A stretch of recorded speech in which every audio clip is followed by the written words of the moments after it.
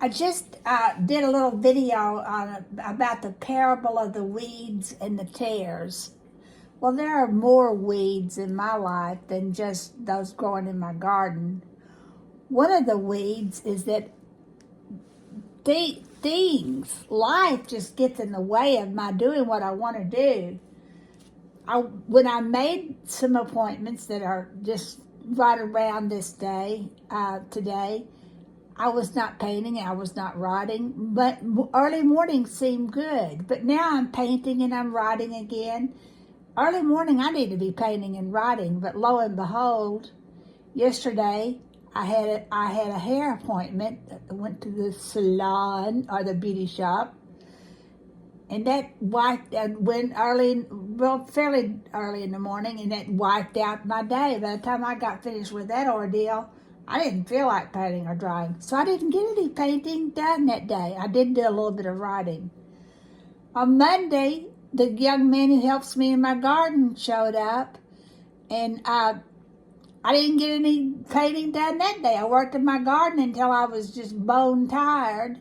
So there was Monday, no painting. Tuesday, no painting. Tomorrow morning, I have a dental appointment. No painting or drawing tomorrow. I will get a little bit of drawing, maybe painting done today, but I have some other things scheduled today. But anyway, time. Interruptions is one of the biggest weeds in my career. How do you manage all the interruptions? Well, yesterday I was determined not to waste. I had color and highlights. That takes an hour just to let the color and highlights dry, not to mention the washing and the drying and all the other stuff that happened at the beauty shop. So I knew I was going to be there a while. So I didn't go empty-handed, twiddling my thumbs.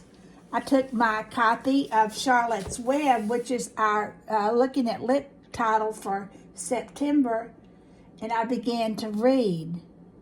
I thought I'd read this before. But I couldn't quite remember when. I knew it was a great book because I'd read many quotes, many reviews about this book. Every child in school, I think, reads it at one time or another. And I thought, well, it's just a kid's book. No need. But I am right now trying to schedule time to read the Kid Lit Masters, and undoubtedly E.B. White. I knew by his reputation as a Kid Lit master, but I really didn't know how much of a master until I sat yesterday in the beauty shop, making hay while the sun did shine, using my time between hair coloring times, and I began to read Charlotte's Web. From the first page, I was delighted. If you have not read, especially Kid Lit writers, if you have not read Charlotte's Web, you must do it. Wait until September, do it with me together. I probably will read the whole book to you. 22 chapters. I can read that in a month, and there's short chapters. But let me show you what Natalie Babbitt, a great author who wrote Tuck Everlasting, that we are reading together in August. Someone asked her what she would recommend for potential writers to do, and she said, read. There's no other way to understand how to tell a story than to read. Well, I've always